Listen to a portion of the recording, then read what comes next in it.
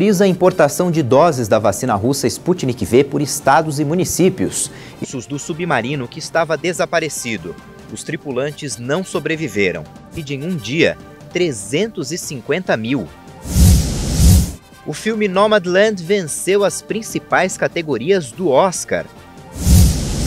O trabalho social das igrejas evangélicas leva alimentos e esperança para famílias carentes. A Igreja Internacional da Graça de Deus arrecada por mês 3 toneladas de alimentos. Você vai ver a partir de agora, no Jornal Toda Hora, edição da tarde. Olá, boa tarde. Um estudo preliminar apontou que as vacinas da Pfizer e da Moderna não apresentaram riscos às mulheres grávidas. A análise foi feita nos Estados Unidos com mais de 35 mil gestantes de 16 a 54 anos de idade. Cientistas do Centro de Controle de Doenças dos Estados Unidos afirmaram que estudos preliminares apontaram que as vacinas da Pfizer e da Moderna contra a Covid-19 não apresentaram riscos para mulheres grávidas. A pesquisa foi publicada em uma das revistas científicas mais importantes do mundo. Após analisar mais de 35 mil mulheres durante a gestação com idades entre 16 e 54 anos, os cientistas disseram que, além da vacinação proteger contra a Covid e suas complicações durante a gravidez, evidências vêm mostrando a transferência pela placenta de anticorpos contra o SARS-CoV-2 a partir do 3º trimestre após a vacinação. Os dados sugerem que a imunização materna pode fornecer algum nível de proteção ao recém-nascido, mas eles ponderaram que ainda não tinham dados sobre a transferência de anticorpos e o nível de proteção em relação ao momento da vacinação. Além disso, afirmaram que um acompanhamento ao longo do tempo é necessário para saber de resultados em relação às mães, às gestações e aos bebês.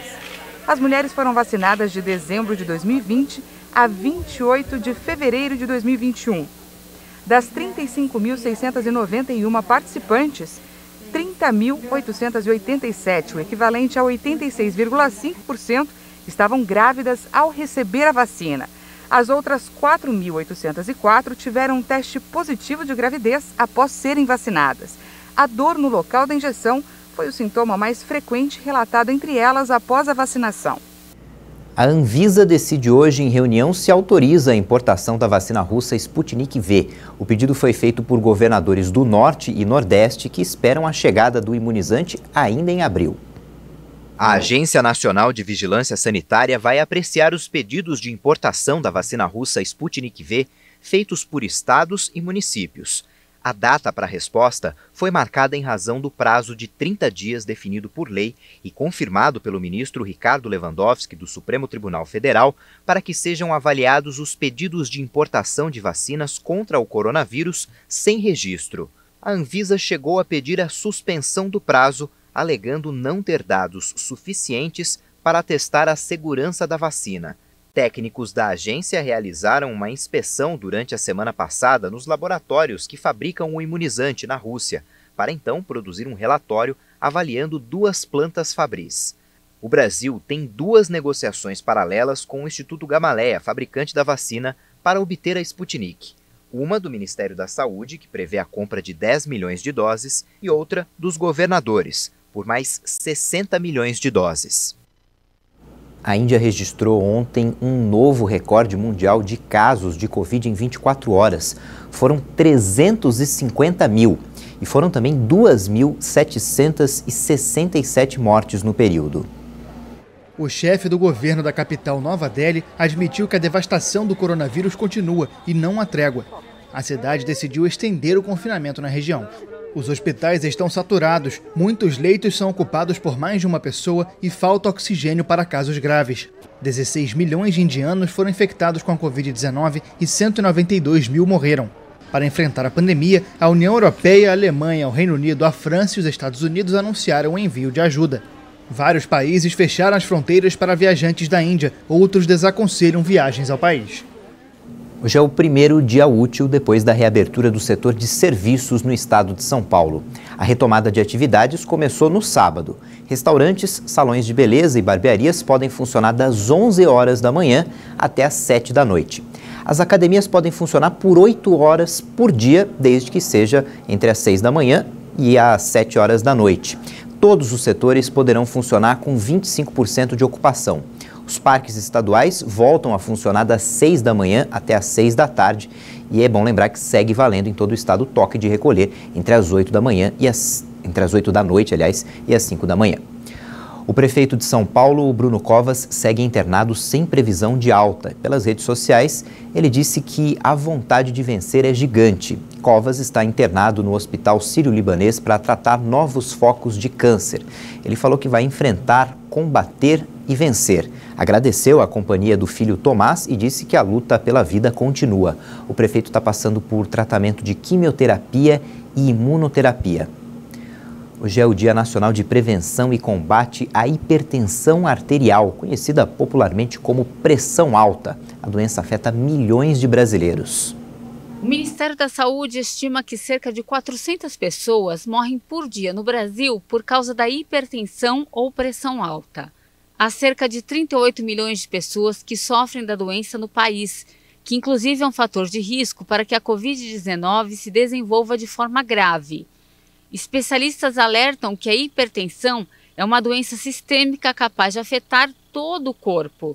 Os vasos sanguíneos e as artérias ficam trabalhando em um regime de pressão mais alto, tornando suas paredes menos elásticas, o que favorece a formação de placas de gordura. Pessoas que convivem com a pressão arterial elevada também têm mais chances de sofrerem infarto, acidente vascular cerebral e terem problemas renais. Em 90% dos casos, a hipertensão é hereditária e se manifesta a partir dos 40 anos. Mas em casos de maior incidência da doença entre familiares, uma pessoa pode se tornar hipertensa ainda na juventude. E nesse caso, é importante fazer um controle mais rigoroso, por meio da medição regular e de consultas médicas periódicas. O ganho de peso pode contribuir para o aumento da pressão arterial, principalmente quando há excesso de sal e produtos industrializados na alimentação. O ideal é que a pessoa realize atividades físicas regularmente, controle o estresse e faça o acompanhamento de outras doenças, como diabetes e problemas renais, se tiver. A empresa White Martins levou cilindros de oxigênio de outros estados para o Ceará. No fim de semana, uma explosão em uma fábrica da empresa em Fortaleza deixou 5 pessoas feridas. Uma delas segue internada. As causas do acidente estão sendo investigadas. A empresa ainda afirmou que vai pagar pelos prejuízos de vizinhos da fábrica de oxigênio que foram afetados pela explosão. Quem recebe o Bolsa Família e tem o NIS, o número de identificação social terminado em 6, recebe hoje a primeira parcela do auxílio emergencial de 2021. Por enquanto, é possível movimentar o dinheiro usando o aplicativo Caixa Tem ou então sacando o valor com o cartão do Bolsa Família ou cartão Cidadão. O presidente da Caixa, Pedro Guimarães, anunciou o lançamento do programa Caixa Mais Solidária, que vai arrecadar alimentos não perecíveis que serão doados para famílias em situação de vulnerabilidade. O projeto tem parceria com o programa Pátria Voluntária do governo federal. A partir de hoje, já é possível, portanto, levar sua doação nas mais de 4.000 agências da Caixa de todo o país que participam do programa como pontos de coleta. O trabalho social das igrejas evangélicas de todo o país aumentou bastante nessa época de pandemia, ajudando muitas famílias mais pobres. A Igreja Internacional da Graça de Deus arrecada 3 toneladas de mantimentos por mês e faz parte dessa corrente.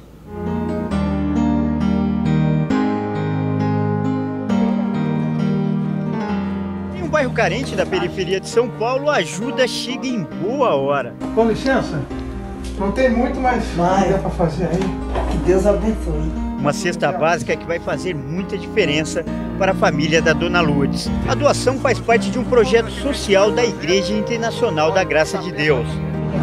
Tá pesadinho.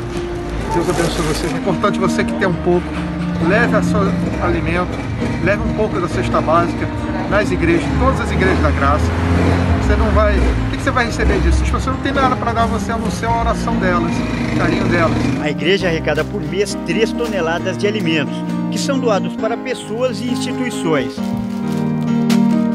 E esse sentimento de amor ao próximo tem movido cristãos em todo o país durante a pandemia. Uma pesquisa sobre trabalho social evangélico foi feita com 270 igrejas brasileiras. Antes da pandemia, apenas 27 delas não tinham nenhum projeto de ajuda aos mais pobres. Quando começou o isolamento, os responsáveis por 14 desses templos decidiram colocar mãos à obra. E nas outras, onde o trabalho social já era rotina, foram criados ainda 138 novos projetos. Uma ajuda que foi reconhecida até pela primeira-dama Michele Bolsonaro. Durante um evento para entrega de cestas básicas no interior de São Paulo, ela disse que as igrejas têm um papel fundamental para a sociedade. Onde o governo não chega, a igreja chega. Ela não espera o governo para poder ajudar. E muitas vezes a retirada dessas doações acontece nos próprios templos, como aqui, na Igreja Internacional da Graça de Deus, que fica no centro de São Paulo. E isso possibilita que, além de levar para casa o alimento, as pessoas também recebam conforto espiritual para enfrentar esse momento difícil. Os membros da igreja fazem orações e falam um pouco da palavra de Deus. E agora nós vamos acompanhar como funciona esse trabalho na prática. Aqui ao meu lado a gente pode ver uma cesta básica e o pastor Elvis. A gente vai entregar esse mantimento nesse prédio aqui. Nesse local mora uma idosa de 84 anos que está em isolamento por causa da pandemia e passando dificuldades. Vamos lá então? Oi, dona Lázara. Tudo bem?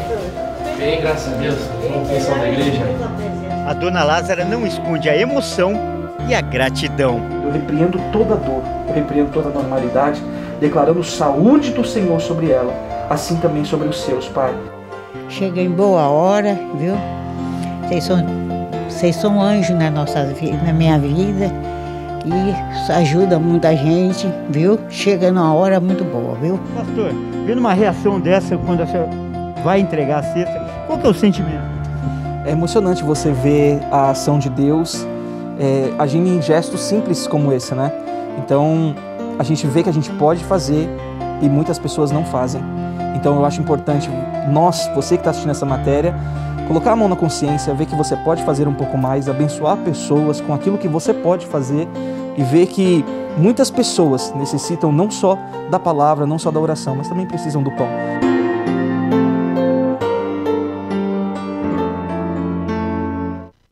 Trabalho fundamental, ainda mais nesse período de desafios, de dificuldades da pandemia. Depois do intervalo, você vai ver que a Marinha da Indonésia encontrou partes do submarino que estava desaparecido e informou que ninguém sobreviveu. A gente volta já com as informações.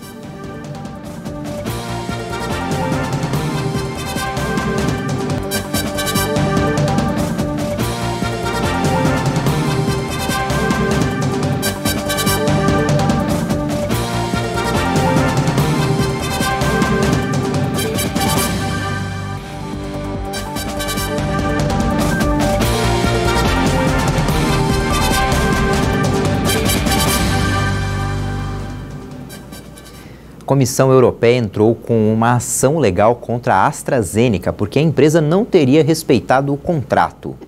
A AstraZeneca não forneceu a quantidade de vacinas prometidas e não apresentou um plano para garantir a entrega do imunizante no tempo previsto. Segundo o porta-voz da entidade, todos os 27 países da União Europeia apoiaram a ação. Desde janeiro deste ano, existe uma disputa entre o bloco e a empresa farmacêutica. Tudo aconteceu depois que a AstraZeneca afirmou que não iria entregar as 300 milhões de doses no tempo acordado, que seria entre janeiro e junho deste ano. Depois do anúncio, dirigentes europeus passaram a criticar a companhia. No contrato assinado de acordo com as leis da Bélgica, os termos eram semelhantes aos de outras farmacêuticas. Haviam parágrafos que protegiam legalmente a AstraZeneca de eventuais atrasos nos prazos de entregas. Outra cláusula dizia que as vacinas seriam produzidas nas fábricas da União Europeia e no Reino Unido, mas o contrato também garantia que a companhia deveria fazer o seu maior esforço para produzir o imunizante, podendo inclusive recorrer a outras fábricas se fosse preciso. Um comunicado emitido pela AstraZeneca no dia 12 de março afirmou que até o prazo entregaria 1/3 das doses acordadas. O porta-voz da Comissão Europeia disse que o bloco quer garantir que haverá uma entrega de um número suficiente de doses, como foi prometido em contrato. O Brasil registrou mais mortes pela Covid-19 em 4 meses de 2021 do que em todo o ano passado. Mais de 195 mil pessoas perderam a vida em 2021 até o dia 25 de abril, enquanto que no ano passado inteiro foram registradas 194.949 vítimas. Segundo os dados do Ministério da Saúde, a marca foi alcançada neste domingo, depois que foram registradas mais 1.305 mortes pela Covid-19 em um dia. No total, o número de óbitos desde o início da pandemia já chega a 390.797. Também foram confirmados em 24 horas 32.572 novos diagnósticos. Com isso, já são mais de 14.340.000 casos de coronavírus. A média móvel de mortes nos últimos 7 dias está em 2.495 e a curva de novos casos em uma semana segue baixando e agora está em 56.817 confirmações diárias. Analisando a evolução da doença, podemos verificar que o aumento nos óbitos pelo coronavírus, dessa vez, aparece em um único estado, Pará. 11 estados registraram estabilidade: Acre, Alagoas, Amazonas, Bahia, Ceará, Espírito Santo, Minas Gerais, Pernambuco, Rio de Janeiro, Rondônia e Sergipe.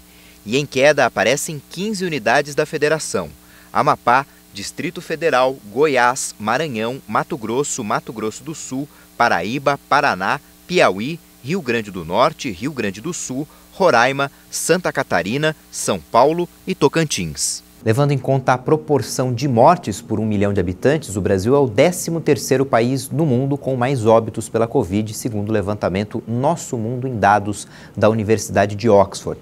Também na proporção por 1 milhão de habitantes, o Brasil é o 35º país com mais casos da doença. Até agora já foram aplicadas mais de 41.626.000 doses de vacinas contra a Covid no Brasil. O balanço é do Ministério da Saúde e das Secretarias Estaduais de Saúde. Mais de 29.041.000 pessoas tomaram a primeira dose da vacina, o que equivale a 13,7% da população. E 12 milhões e meio de pessoas receberam a segunda dose. Entre os estados que mais vacinaram, proporcionalmente ao total de habitantes, estão o Rio Grande do Sul, Mato Grosso do Sul e o Espírito Santo. Em todo o mundo, mais de 1 bilhão de doses de vacinas contra a Covid-19 já foram aplicadas. E em todo o mundo, mais de 1 bilhão de doses de vacinas contra a Covid-19 já foram aplicadas. Em 8 de dezembro de 2020, a britânica Margaret Keenan recebeu a primeira dose de uma vacina contra a Covid-19 aplicada em países ocidentais. Desde então, 1 bilhão de doses foram aplicadas em todo o mundo em um esforço para acabar com a pandemia que tirou a vida de mais de 3 milhões de pessoas. As vacinas desenvolvidas em menos de um ano, um tempo recorde, já representam para alguns países a luz no fim do túnel da Covid-19. A vitória, porém, é parcial, já que variantes surgiram em diversos lugares e a disparidade nos números de doses aplicadas entre países ricos e pobres jogou uma luz sobre a desigualdade. Nos Estados Unidos, por exemplo, mais de 200 milhões de doses já foram aplicadas e mais da metade dos americanos já recebeu pelo menos uma injeção. Israel já comemora a liberdade e reabre as áreas externas de restaurantes e cafés. Iêmen e Líbia, por outro lado, 2 países em guerra, acabaram de receber as primeiras doses. Os 55 estados da União Africana receberam 35 milhões de doses, com uma população estimada em 1 bilhão e 200 mil pessoas. A Marinha da Indonésia encontrou partes do submarino que tinha naufragado há 4 dias na costa de Bali e confirmou a morte dos 53 tripulantes. O submarino submergiu na manhã de quarta-feira durante exercícios militares previstos no norte da ilha e pouco depois perdeu o contato com a costa. Neste domingo, autoridades receberam sinais do lugar a mais de 800 metros de profundidade. O veículo foi encontrado dividido em 3 partes. As esperanças de sobrevivência da tripulação já eram consideradas mínimas, porque as reservas de oxigênio do submarino estavam esgotadas. Nós, o povo da Indonésia, queremos transmitir uma profunda tristeza por esse acidente, especialmente aos familiares da tripulação do submarino. Os tripulantes eram os melhores filhos da nação, os melhores patriotas que salvaguardaram a soberania da nação. Autoridades ainda não deram uma explicação oficial para o acidente, mas afirmaram que o submarino pode ter sofrido uma falha elétrica que impediu a tripulação de retornar à superfície. O chefe da Marinha tinha descartado uma possível explosão, ao estimar que era mais provável a decomposição pela pressão da água em profundidades maiores que 800 metros, acima do limite de resistência do submarino. Israel fechou uma área de pesca na faixa de Gaza. A medida foi uma resposta ao lançamento de foguetes nos últimos dias. Em um comunicado, o COGAT, órgão vinculado ao Ministério da Defesa e responsável pelas operações civis nos territórios palestinos, anunciou o fechamento por completo até nova ordem. Israel impõe um rígido bloqueio terrestre, marítimo e aéreo ao território palestino de 2 milhões de habitantes, controlado pelo movimento islamita Hamas há mais de uma década. O fechamento é um desastre para os pescadores porque maio é o mês da pesca da sardinha na faixa de Gaza. Nós não temos nada a ver com política ou disparo de foguetes. Somos pescadores no mar, não disparamos foguetes saindo da água, nem temos mísseis saindo do mar.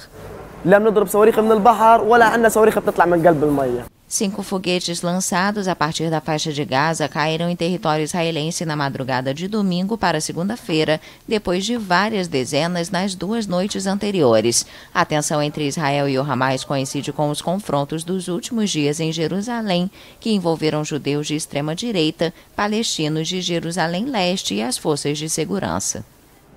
O filme Nomadland foi o grande destaque da premiação do Oscar. Esse filme conta a história de pessoas sem casa que viajam por estradas dos Estados Unidos.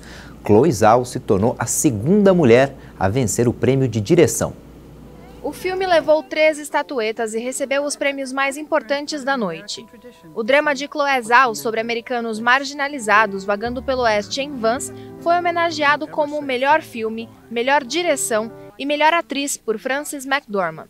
Zhao é a primeira mulher chinesa a ser homenageada como melhor diretora. Ela também é a segunda mulher a ganhar o prêmio de melhor diretora, depois de Catherine Bigelow, que recebeu a estatueta por The Hurt Locker em 2010.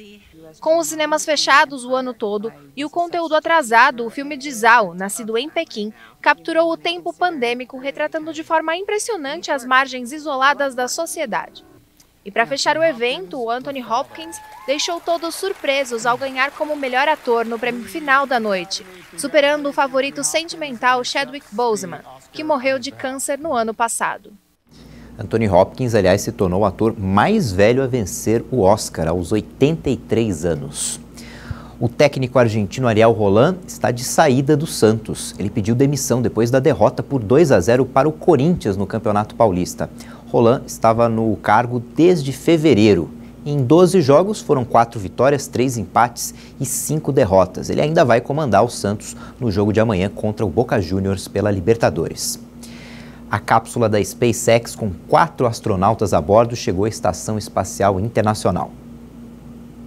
E das 6h18 da manhã no horário de Brasília, 424 quilômetros acima do Oceano Índico. 2 horas depois, os 4 novos tripulantes da ISS posaram para uma foto com os 7 astronautas já presentes no local. Esta é a segunda viagem da Endeavour à estação. A primeira foi com a missão Demo 2, em maio de 2020, que encerrou quase uma década de dependência dos Estados Unidos da Rússia para viajar à ISS. Esta também foi a primeira vez que uma cápsula foi reaproveitada para voos espaciais tripulados, com uma missão que teve um foguete reutilizado, atingindo as metas de redução de custos nas parcerias da NASA com a indústria privada. Essa edição fica por aqui, já tem outras informações com a Juliana Dariva e eu lembro que no YouTube você pode rever as nossas reportagens. Tchau, boa tarde.